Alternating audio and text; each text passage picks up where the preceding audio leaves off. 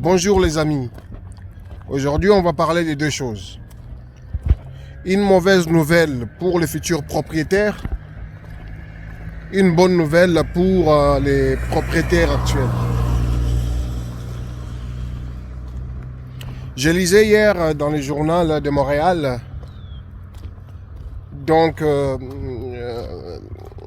je suis quand même beaucoup ce qui se passe autour du marché immobilier.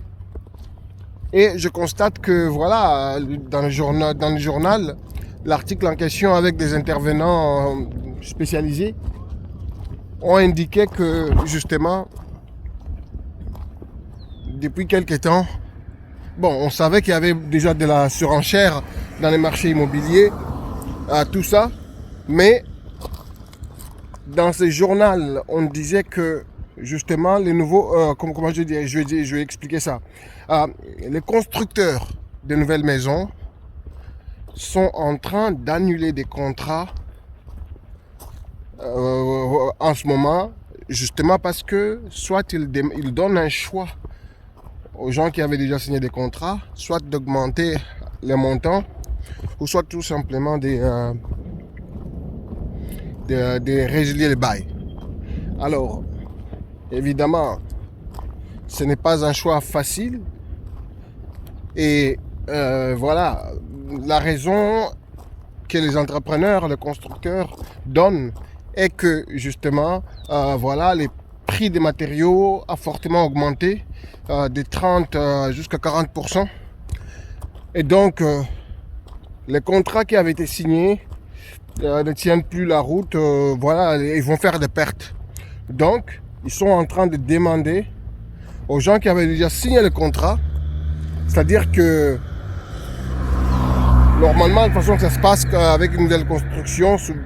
Tu vas, vous allez négocier et puis vous allez signer le contrat. Et puis tout ce qui reste, c'est quoi? C'est dès que tu as ta banque qui a déjà officialisé, il commence le travail. Dès que tu as ton approbation hypothécaire, le constructeur commence le travail. Et en attendant le jour voilà, des prises de possession. Donc, c'est-à-dire que tout s'est réglé de ton côté, tu n'as plus rien à faire à part aller signer les jours des prises de possession. Et donc, le problème est que, justement, quand on arrive en ce moment et puis on te dit, ben écoute, ta maison va être disponible peut-être dans un mois ou dans 2 mois ou peu importe, et puis ben, tu dois nous ajouter 100 000 $, 130 000 $ de plus parce que les matériaux ont monté les prix, ou sinon, ben on résilie les bails. Ben écoute, c'est pas forcément... disons, un choix indiqué, parce qu'en ce moment-là, ça cause quand même beaucoup de problèmes, dans le sens que c'est pas quelque chose que voilà, c'est pas tout le monde qui a un 100 000 $ comme ça qui traîne quelque part. C'est pas tout le monde non plus, quand vous n'allez pas dire à quelqu'un de résilier les bails, alors qu'il a déjà entamé tout plein de changements. Quand on sait qu'on va déménager dans 1 mois, dans 2 mois, dans 3 mois, ben, on a déjà changé les enfants de l'école, on a déjà vraiment tout a changé. On commence les changements d'adresse, on achète de nouvelles choses, c'est plein de choses comme ça. Quelqu'un qui a déjà fait ça, vous lui dites, ben écoute, on va simplement annuler les bails. Ben écoute, je trouve que quand même c'est un peu... maintenant, quel est mon point de vue par rapport à ça? Moi je pense qu'un contrat c'est un contrat. Voilà, il y a des risques dans tous les métiers. Vous n'allez pas demander à quelqu'un qui a déjà signé son contrat d'avoir ajouté de l'argent, ou sinon ben, qu'il résilie les bails. En tout cas, je pense qu'il y a quand même un problème légal. Je comprends que d'après l'article, beaucoup de gens ont pu quand même voilà, ajouter de l'argent, ceux qui en avaient, ont dû payer ces montants-là supplémentaires, mais ceux qui n'en ont pas, que vont-ils devenir? Ils ont déjà donné des préavis pour quitter leurs appartements, ou je sais pas, ou même ils ont déjà vendu leur maison. Alors ceux qui étaient déjà propriétaires, qui ont vendu de maison, peuvent peut-être se permettre d'ajouter de l'argent, possiblement. C'est pourquoi que ce n'est pas tout le monde non plus.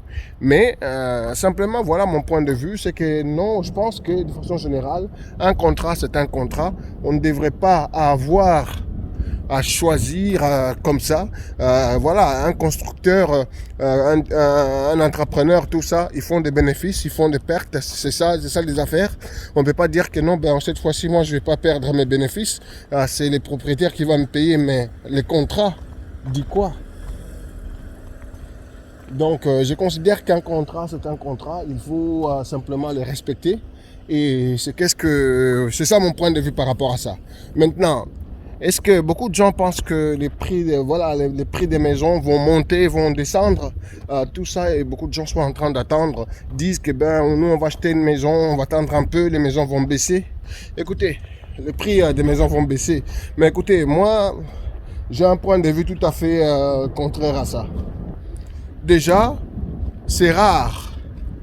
Il y a une chose en fait au monde que tout le monde sait, hein, on connaît tous, c'est les maisons qui prennent de la valeur chaque année. Ça ne baisse pas de valeur. En temps normal, on parle de 3 à 5% des valeurs que prend une maison chaque année. Maintenant, en temps de crise comme nous le sommes actuellement, en temps de pandémie, mais ça a monté de 30 à 40%. Je disais que c'est une bonne nouvelle pour les propriétaires actuels parce que quelqu'un qui a acheté sa maison il y a 6 mois, à moins d'une année, la maison a déjà accumulé 100 000 $ au moins des valeurs de plus sur sa maison. Parce que c'est la tendance du marché. Parce qu'il y a les pénuries de maisons, parce que la recherche est forte, parce que les taux d'intérêt sont bas. Et on sait tous qu'il y a de la surenchère depuis presque 1 an maintenant, où pour une maison de 300 000 $, les gens finissent par l'acheter à 400 000 $, 450 000 $ même. Donc il y a de la surenchère. Maintenant, les gens qui ont acheté une nouvelle construction il y a 6 mois, ces gens-là vont simplement avoir de l'argent. Donc c'est une bonne nouvelle pour eux. Maintenant, c'est une mauvaise nouvelle pour le futur premier acheteur, le futur propriétaire, parce que ceux qui étaient qualifiés il y a 3 mois pour acheter une maison, mais ne le sont plus. Simplement parce que justement, ils étaient qualifiés peut-être, ils pouvaient se qualifier peut-être, pour un montant de 300 000 $. Mais aujourd'hui, avec tout ce qui se passe sur le marché, ils sont plus qualifiés en fait. Ils sont plus qualifiés du tout parce que les prix des maisons ont augmenté fortement, de 30 à 40%. Et donc, quand on a passé 30-40%, on est mal pris. De plus, les taux d'intérêt vont reprendre. C'est prévu que l'année prochaine, les taux d'intérêt vont augmenter. Et donc, en ce moment-là, en plus de ne pas être qualifié pour 300 000 $, mais il faudra ajouter beaucoup plus d'argent encore. Donc voilà, c'est une situation assez compliquée où il faut absolument que les gouvernements interviennent, sinon ça va être une situation chaotique. Voilà, je vous dis merci, c'était sur Cash Stratégie. À la prochaine. Ciao.